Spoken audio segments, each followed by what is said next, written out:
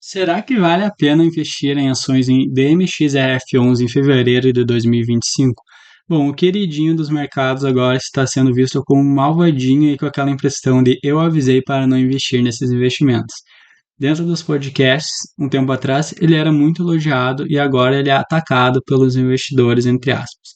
Bom, agora eu vou explicar para vocês. Será que vale a pena continuar investindo no MXRF11 e vou mostrar na prática com esse investimento.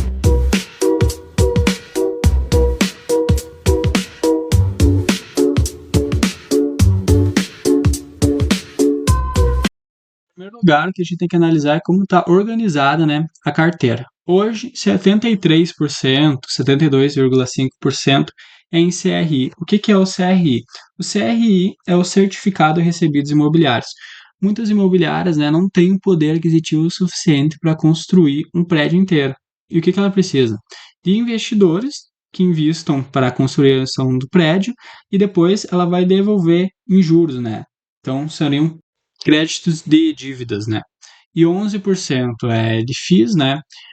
Fundo imobiliário, então aqui há um risco maior porque você está comprando novos fundos imobiliários, né? De outros mercados, você está comprando indo ao mercado comprar, e aqui há um risco porque que é também um risco bom, que hoje os fundos imobiliários estão sendo poucos vistos, né? Visto que a taxa de juros está sendo maior, e é nesse momento que é importante a gente comprar, e eu vou explicar depois o porquê. 11% em caixa, né, algo seguro, e 4,5% de permutas financeiras, que é algo que teria que explicar mais o que são essas permutas financeiras, que se vocês quiserem no próximo vídeo eu posso fazer sobre isso. Bom, então aqui, como eu falei, né, é um título de papel que é focado em investimentos financeiros ligados ao setor imobiliário e não diretamente em imóveis físicos, né. Então os ativos principais são esses, títulos de dívida imobiliária, né, que são o CRI, os certificados e recebíveis imobiliários, as cotas e outros FIIs, né, quando você vai ao mercado e compra outras cotas e alguns fundos de desenvolvimento.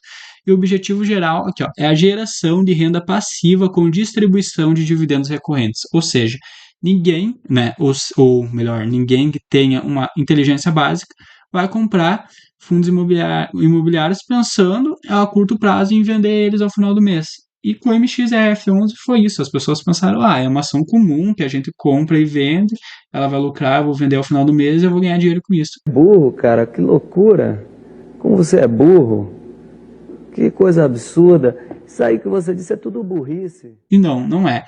Ela rende dividendos ao mês, ou seja, você tem que ficar com ela ali lucrando, a não ser que ela aumente a ação, você queira vender, mas você tem que comprar com o intuito de ganhar seu dinheiro ao mês em dividendos, né? Bom, aqui há uma tabela de dividendos que assustou a rapaziada, né? Bom, o que assustou os nossos queridos investidores do podcast? O MXRF11 era pago a 10 centavos a cota, ou seja, cada cota você ganha 10 centavos, né? A cota custava cerca de R$ 10, ou seja, isso dava mais ou menos para a cota 1% ao mês. Agora ela caiu para 9 centavos, né? Que é também o motivo de ela ter caído por causa que a própria cota caiu, né? Mas ela também houve ali uma queda de uns 0,10% também de dividendos mensais, né? Mas o porquê que isso se dá também, né? Bom, vamos voltar então para nossas explicações. Voltando, o porquê que isso se dá, né? Essa queda e essa taxa de dividendos, né? Primeiramente que o dividendo ele não caiu tanto como a gente pode ver, né? Houve essa queda aqui, ó. Como vocês podem ver ponto a ponto, não há uma surpresa no mercado, né? Tá, 0,98 já esteve antes, até em 2024, depois subiu, né? Mas o que preocupou foi a queda, né? Hoje vocês podem ver o MXF11 e ele era comprado a R$ 11 em 2023, né? Já foi a 10,52, 11. E o que é o problema disso, né? O que vocês têm que saber é o preço por valor patrimonial.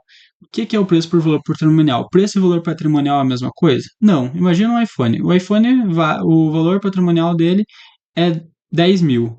E o preço? O preço define quem vai vender. Você pode vender a 10 mil, que no caso o preço por valor patrimonial seria 1, né? A divisão dos dois.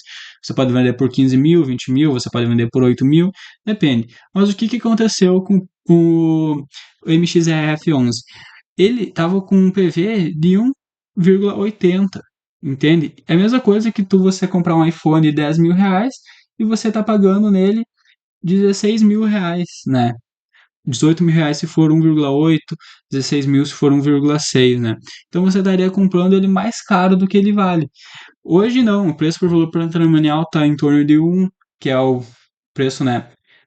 1 ali, né? Não é nem para cima nem para baixo, mas às vezes está abaixo até, como por exemplo 0,8.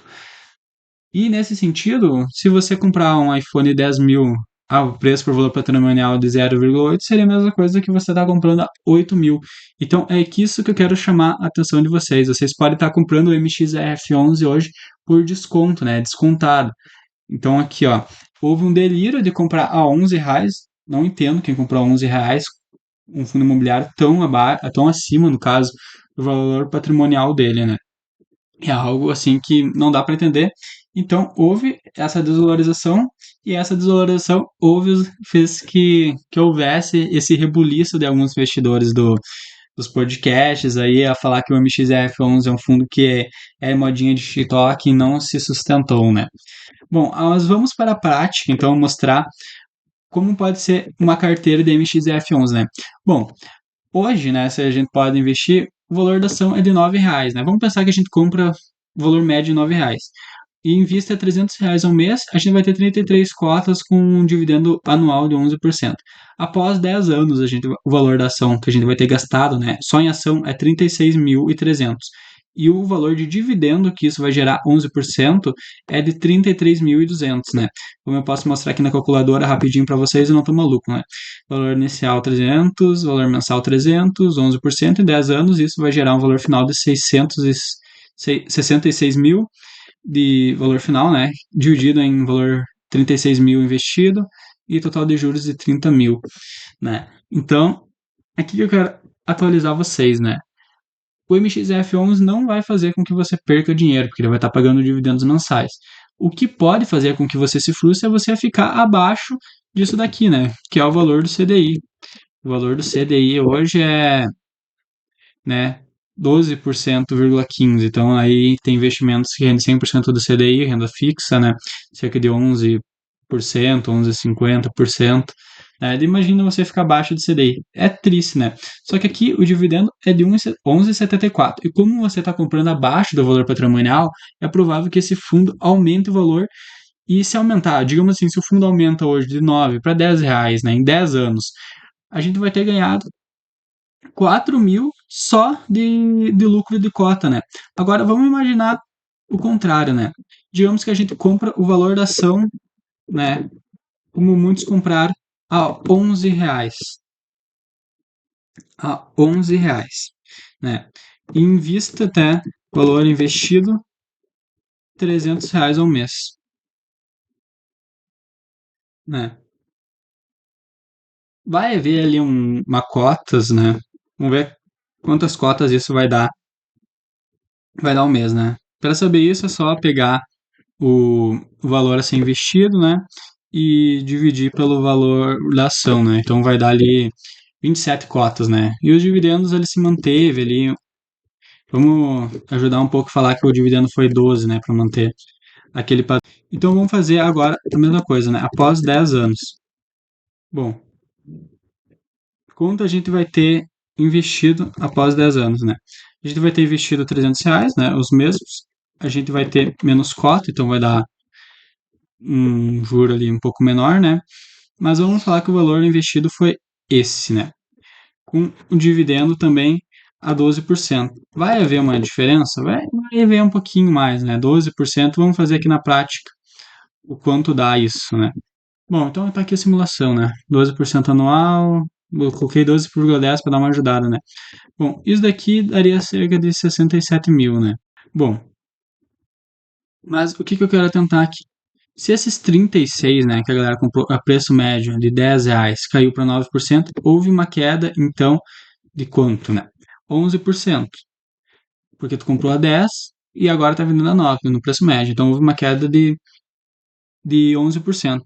Vai ver uma queda de 3.933, né? A mesma como eu coloquei ali.